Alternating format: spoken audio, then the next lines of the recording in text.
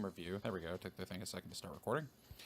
So I wanted to record Pokemon Duel, do my first review of a game here, and I know it's kind of weird to do a mobile game first, but I think this game has a lot more to offer. Otherwise, I probably wouldn't review it. It wouldn't be worth the time. So for anyone who has been interested in the game but hasn't kind of jumped in yet because they don't think they're gonna like it or they don't really know what it's about, hopefully this might change your mind a little bit because I feel like the game is worth looking at. I really do. So this is a digitized version of a figurine game that had come out some years ago. And apparently it's a pretty faithful recreation of that game. So what I'll do is I'm going to run through a quick, an example game against the AI. And then we'll kind of dive into the mechanics of the game a little bit more and explore like what merits this game has overall. So the initial objective of the game is to win. You get one of your figures into your opponent's goal, okay? And once you do that, you win the game, or if they get one of their figures into your goal, you lose. And as you can see here, there are some towers. So the game has a story mode. It hasn't really been, I haven't really figured out too much of like what the details are, but there are different towers, and each tower you defeat gives you an emblem, and the emblem acts as like the badges of the game. So it's got that going for it. So we'll go to the rookie tower here, the Ulix tower, and I'll run the easiest mission. So before we actually start the mission, I will go over a little bit here. So each mission has 2 rewards that you can earn when you beat it.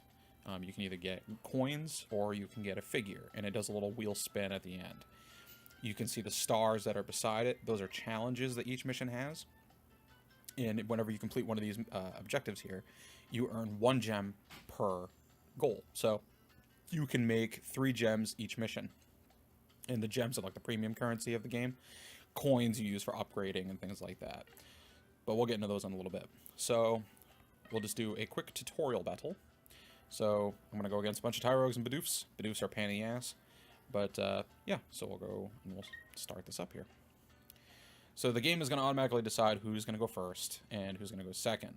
The drawback to going first is that your Pokemon's movement on your team will be reduced by 1 for that first turn.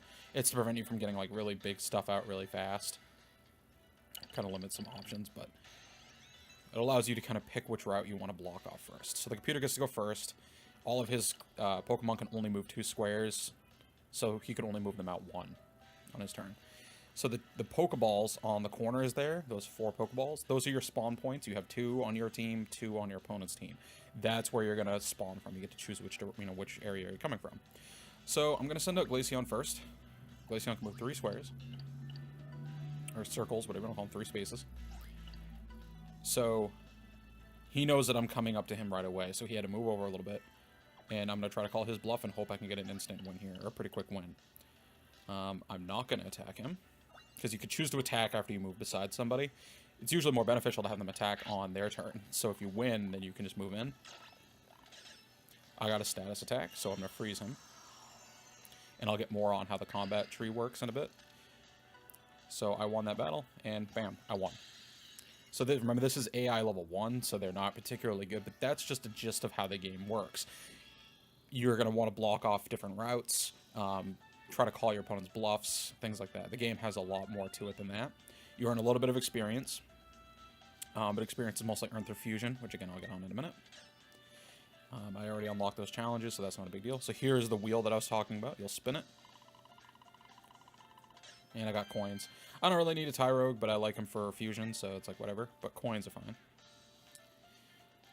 So that's just a base example of gameplay. And like I know that doesn't really sell it for anyone who's looking for in-depth stuff, but the AI does get really good. And when you go into league matches, when you're playing against other players' teams, I'm not sure if it's real time or not, but I'm thinking it might be. But that's where you're going to get some crazy interactions. So we'll go look at characters next, at your figures. So you can have, different decks. You can have up to 3. This was like one of my first ones. I don't really run it much anymore. This is my current team. So you make a team of 6 figures, and you have plates. Plates are like one-time use buffs throughout the battle, and they stay with you, but you can only use them once a game. They have different rarities. They are worth different values. but we'll start with figures first. So we'll look at Charmander first. So we'll go over the few things that you need to know about your character here. So below the figure, you'll see on the lower left that circle that says UC. That's its rarity. He's an uncommon.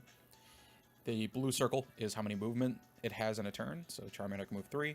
And then right beside that, you'll have the wheel, and it shows the ratio of your attacks and what its overall dial looks like. And then, of course, you can see the evolutions below that. To the right of it, you'll see, of course, the name, its ID number, the level 1 in the blue bar. That is the figure's actual level. That's when it gains experience. If you fuse figures into it, it'll increase its overall experience. Once it levels up, you get benefits for that. The CL level below that is something I actually had to look up because the game doesn't really explain it to you.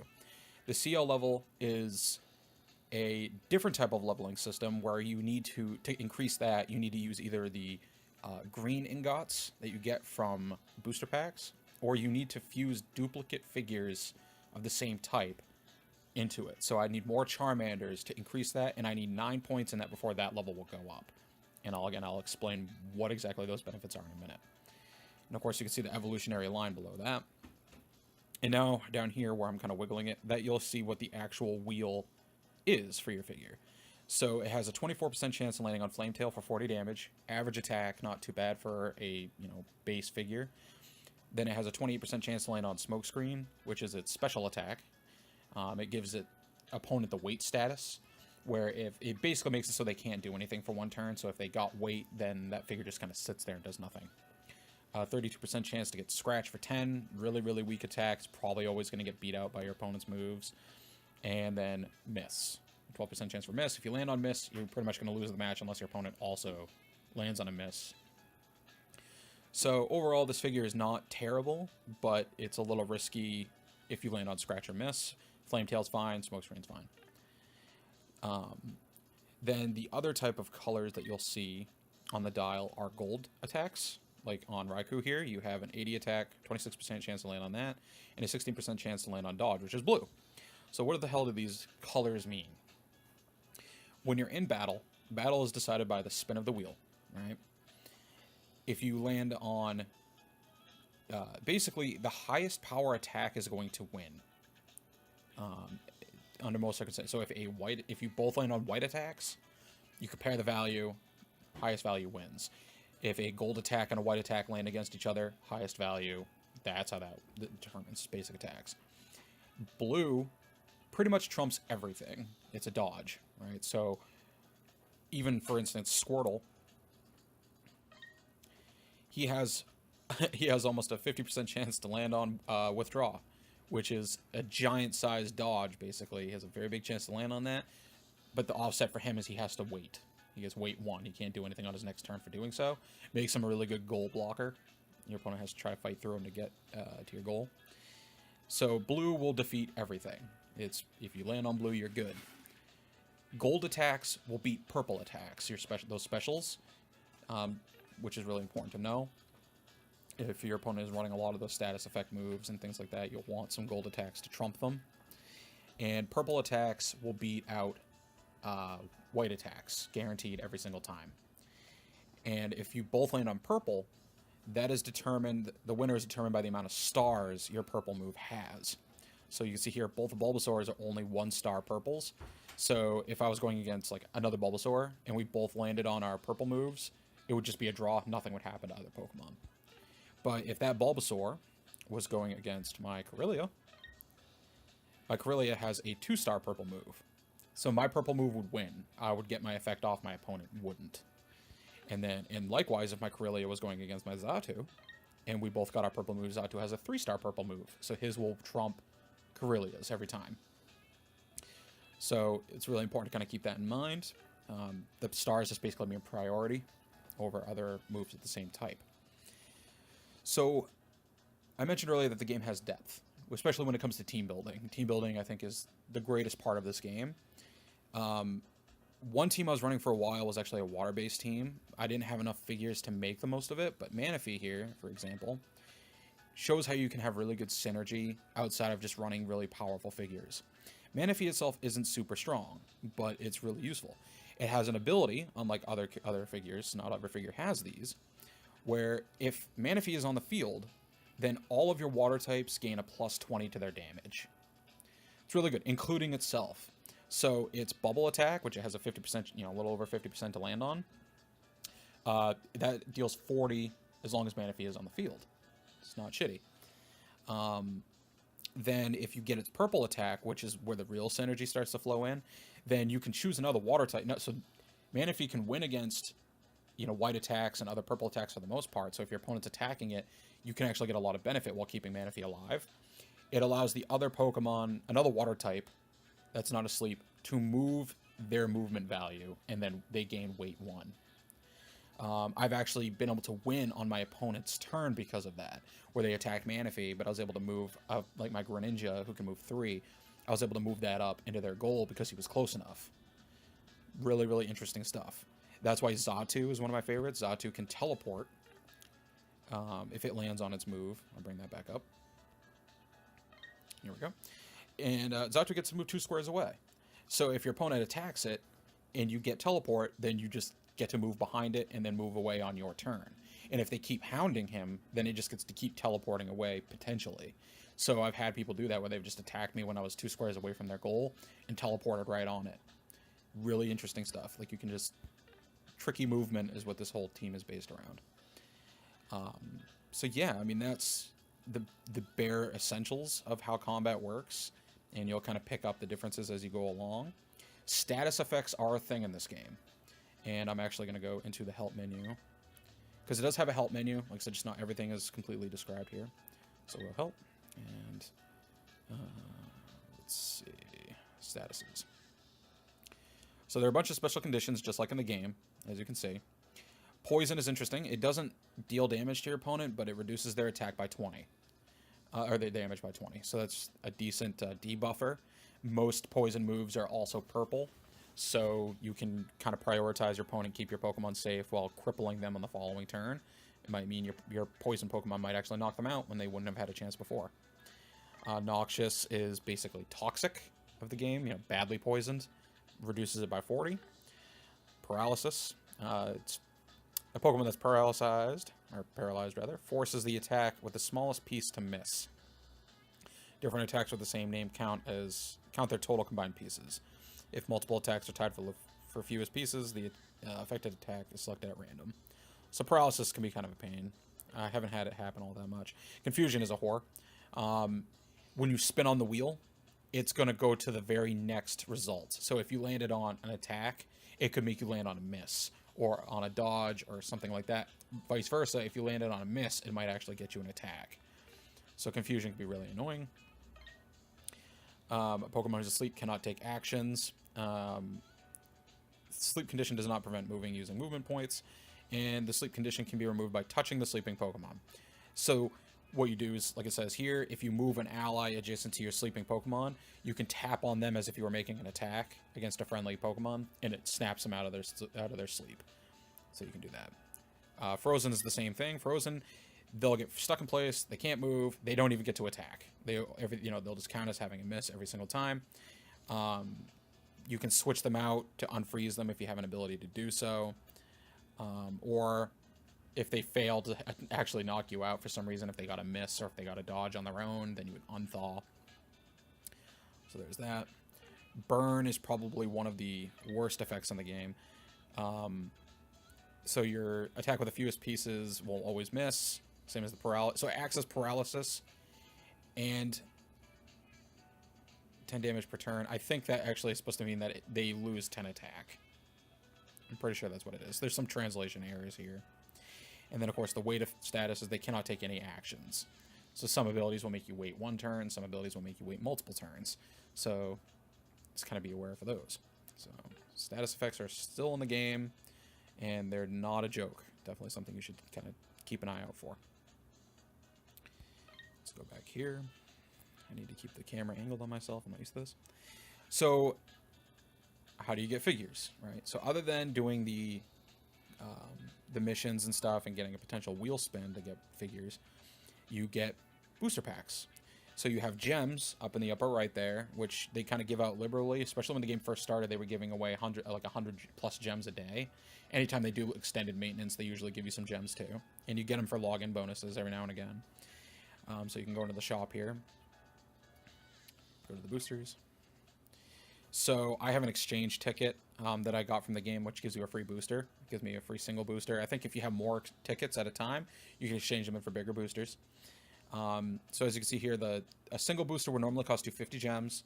A double for 2 figures would cost 100. The 4 booster, these are the best value for your gems rather. So whether you're getting them for free or you're actually spending cash to get these gems, you almost always want to go with the 4 figures because there's no discount to it, but you get 4 figures and you're guaranteed, as it shows there, a rare or an EX figure. They had a 6-figure booster for 300 just a little while ago, and that was guaranteeing you an EX in every box, or in every pack. And I was usually getting multiple rares in each one too. So I even pulled a double EX at one point. I think I got like a Charizard and a Greninja or something like that in the same box. So look out for those special boosters that if they ever come out with them, they're worth picking up. So, and you can also get plates, which are those strategy things. Oh, I should probably talk about those in a minute too. And you'll also get materials and ingots and stuff like that. So there's different resources that you need. So we'll talk about materials that I mentioned there before that you'll get from boosters. So you can see right below my gems, there's that little blue number. It says 1600. That's my material count. And you can use those in the shop here. So as you're opening boosters, even if you might not get what you want, you'll get materials. And you can exchange the materials for figures as well. The more expensive the figure, the more materials they cost. So EXs and things like that will cost 4,000. Most commons are 250, etc. So you're always getting ways to like get figures that you are looking for, which is really nice.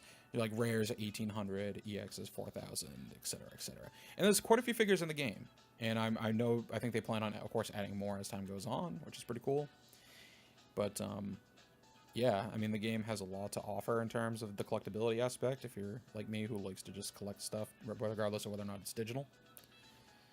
So we'll go back here a second. So how else can you get figures?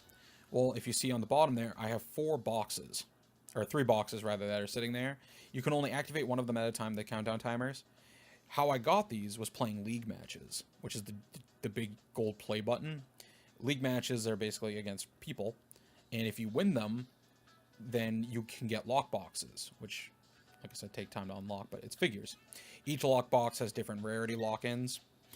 So, like, if you go into the gold one, it guarantees you 1 figure of uncommon or higher. You'll also get 1 other random figure of any rarity. You'll get an ingot and a cube or rare metals. So you're guaranteed that. And then it tells you here what EXs you can pull from it, what rares you can pull from it, uncommons, commons. So you have a general idea of what you're looking at. The rainbow box is the more, it's like the best box I think that you can earn. And this one guarantees you a rare or higher, 2 other figures of any rarity, could be, complete random rarity, an ingot, cube, or rare material, and of course all the figures that you can earn from it.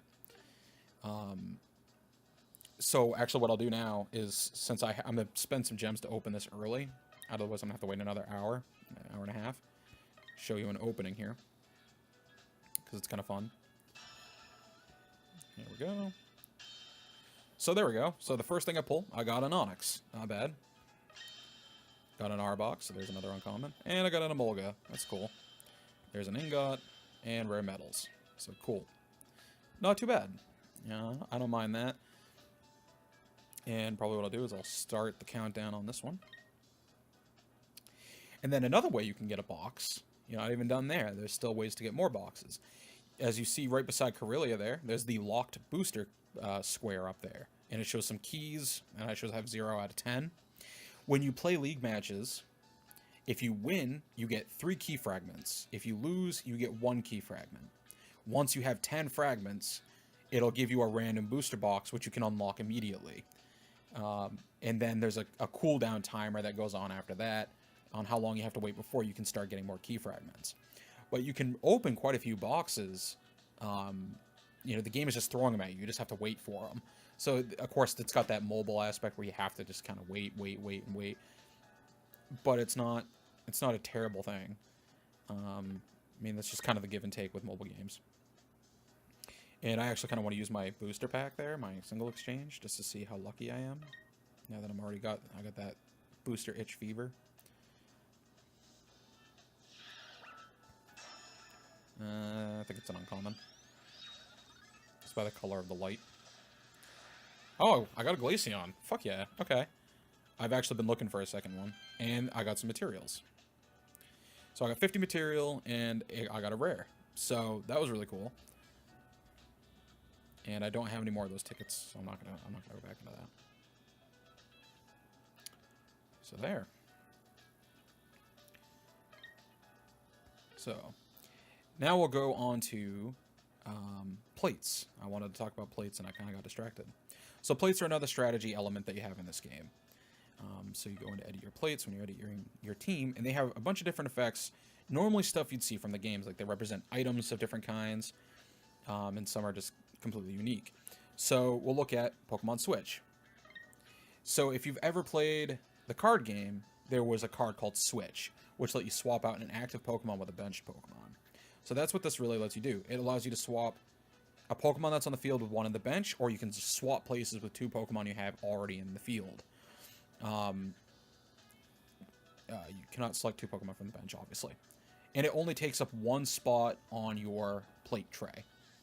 Your plate tray has 6 slots.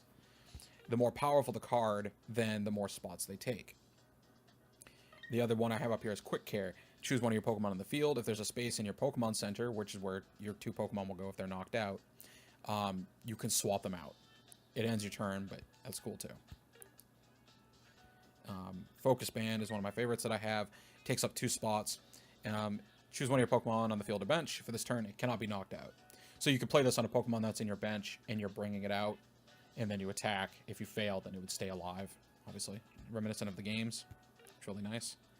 And of course, there's other stuff. There's status effect healing. There's X attack to give 30 damage to your Pokemon's move for that turn, so you have a better chance of knocking something out. Power Battle's kind of interesting. I think it makes it so this turn, if this Pokemon or your opponent spins a purple attack in battle, anyone who rolls a purple attack has to roll again. So that's kind of interesting too. So yeah, plates you'll sometimes get from booster packs. You can also buy them with gems if you get those, which is in your shop. You can go to the plate shop, and there's a lot of stuff. There's theme stuff. Like the Zap plate makes it so all your electric Pokemon's moves do more for a turn. There's the Spooky plate, which makes all your ghost types do more for a turn. So yeah, like X accuracy, which I believe lets you get to roll again. So yeah, plates will play a key component to your strategy, allow you to cover some of your weaknesses, pull some fast ones on your opponent. So next we'll go into Fusion. Fusion is going to be your primary way of leveling up your figures. Okay, so as you can see, figures are worth so many experience. The more experience you put into them, the more they'll be worth later if you decide to exchange them in. So let's see. So Corphish, I'd put him in here.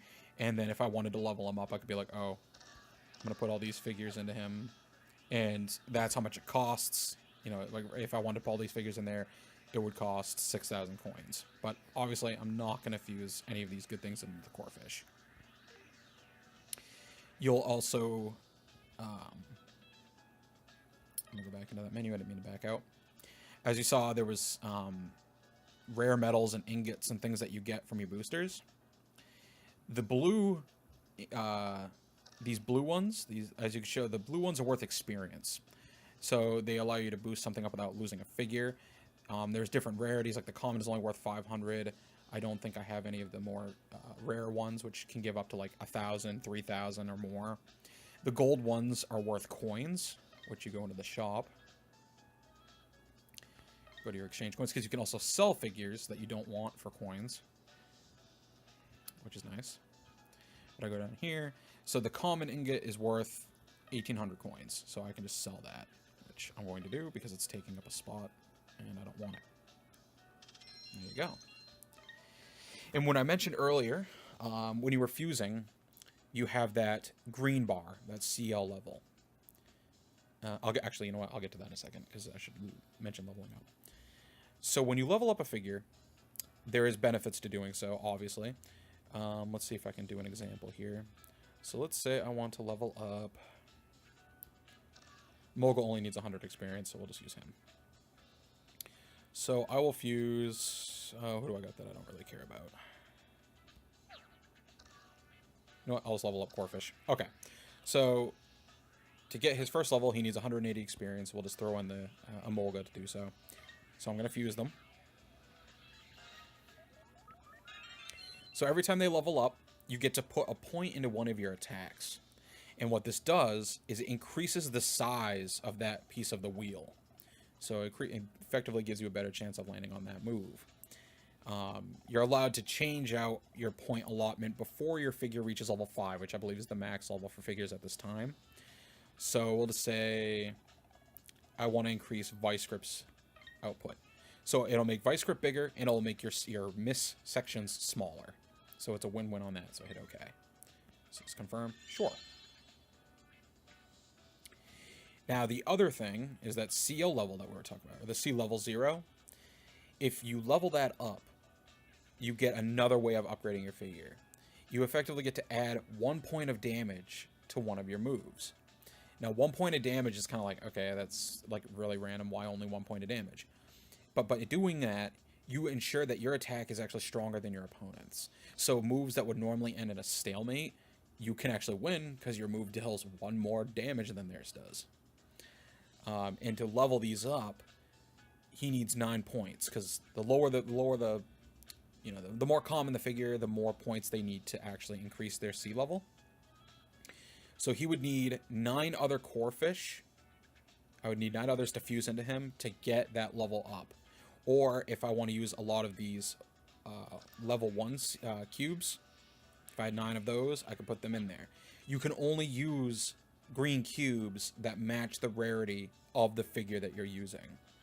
So with him, I need the uncommons because he's an uncommon. Commons would need to use the common one. See, I can't use that one on him. I can't use the rare one over here because the rares only work on the rares. And in the case of EXs can only fuse with other EXs to get that point, but they only need 1 point. The more rare they are, the less they take. So since I have a second Charizard, I could fuse him into this one if I wanted to. Not going to do it, though. It's not important enough to me right now. So, like, those are the two ways to level up your Pokemon, okay? There's 2 ways to do it. I feel the base leveling up is more important than the C level right away. But as you get more duplicates that you don't really care about, throw them into a Pokemon and start leveling up that C level. It's something that's going to be kind of a slow process. It's going to be the one that you're going to grind for the most. There's daily missions each day, too. I don't think I ever explained that. It's a way to earn gems. You can earn other items in the game, which are really nice. You get 3 a day that you can accomplish. Once you do 10 of them, you get your special mission. And the special mission has some pretty good rewards on it. You can earn like 75 gems or something. There's like a couple of spots for that. And a lot of gold. I think yesterday I earned like 3.5 grand or something like that in coins. So not the best reward since I have 77 grand anyway. But yeah, I think that's the basics of the game. And like I said, it's a quick run through what the game can do. And like I said, the strategy involved in building your teams and seeing your team actually just accomplish what it's out to do is really, really, really fun. This team here, whoops, I didn't mean to click on that. That's not a big deal. This team here has actually beaten all teams of EXs. It's like a full 6 EX team. Because they're not really running a strategy other than run the strongest things they've got. Which works. I mean, it's like that in most any other game. If you just run the most powerful things you got, it still boils down to how good of a player are you to use those figures the way that they're supposed to be used. What plates do you have to make up for your weaknesses or to complement your strengths? And in this team, it's really good. Like I said, Corellia allows you to swap out with figures and stuff. I'll actually show that again because I don't think I ever did. Which is why I like her so much. Is it going to let me do it? No? Alright, I'll go to the deck. So with Corellia, yeah, If she lands on a purple attack, she gets to swap places with a friendly Pokemon, whether it's one on the field, on the bench, or in the PC. So if I had a Pokemon that was knocked out, I could have her replace it and put that Pokemon directly in the field. Or if I have like my Charizard, who is in the bench or as far in the backfield, Charizard's really fucking scary. So she can just move him up. You know, she'll knock herself out. Or not knock herself out, but just switch places with them. Gets really powerful Pokemon up the field fast that can't move really quick. She's also really good because ghost types usually have Infiltrator, which allows them to move through enemies. She doesn't allow that, so I've noticed a lot of people using like Bandits and stuff like that, a couple of Haunters before, so she can kind of roadblock, which is great. So tricky movement is kind of the theme of my team here. She allows me to get key pieces to places they need to be on the down low. People aren't really expecting it. Xatu just teleports around and gets where it needs to be. Glaceon is a harasser and also my fast mover. She's usually the one that gets to goals because she can freeze stuff and just say, fuck you, I don't care. And, of course, Charizard and Raikou are big hitters. Now, one interesting thing to note is some of your normal attacks, these white attacks, do have alternate effects. Not always, but they do sometimes. Like Charizard has Fire Spin, deals 50 damage, and then it spins the wheel again. And every time you land on Fire Spin, you get 50 more damage. Think of it like the Pokemon card game where you flip a coin until you get tails, and you deal X damage. Some normal moves do have an effect, like Corellia's Super Psy. Only deals 40 damage, kind of like an average move. But if she gets knocked out, then she confuses the opponent. So even when you're losing, you're winning, which is kind of nice. And then she just has a straight up 60 damage, which is, again, not terrible. It's about average. But she's not going to go against a lot of EXs in terms of out-damaging them. You just have to hope that you get Psycho Switch. Or confuse them if she gets knocked out if you get Super Psy. So, my initial impressions on the game, I like it a lot. It's not the best mobile game I've ever played. I mean, there's a lot of waiting still. But they were really, really generous with the gems when the game first came out here in the States, or not just the States, but you know anywhere that wasn't Japan. Like they were giving away 100 coins, 100 gems a day. That's a lot of gems. So you would also get. I was just powering through some of these things, getting gems off of stuff, and I was able to buy before the event was over, like 3 or 4 of those 300 cost 6-packs, and I didn't spend any real world money. I suppose if anyone is interested in that, I'll show that. I feel the prices are a bit gross for buying gems. I don't think it's... You can actually only buy 5,000 gems a month. Or 50,000 gems a month, rather. So there's some cap on the pay-to-win aspect, but not much. So we'll look at the gem counter here. So if you're looking to buy gems for $5, you get 84 gems. You get that 4th booster slot on the front screen. I only have 3 by default, but you'll get that extra box for 30 days. So not particularly good. 12 gems for $1, 57 gems for 3, 120 gems for 7. So if you're looking for like a 2-pack, for the 4-pack, so you need at least 200 gems, you're looking at about $20. So $20 a booster. That's pretty rough. But, I mean, you really shouldn't have to invest too much money into them because you are getting so many booster boxes just by playing the game. I think that's why the price is a little high. I mean, I'm surprised at that. You'd think they'd make it more attractive to try to get people to spend more money. And then, of course, if you just go down the list, things get a little more crazy from there.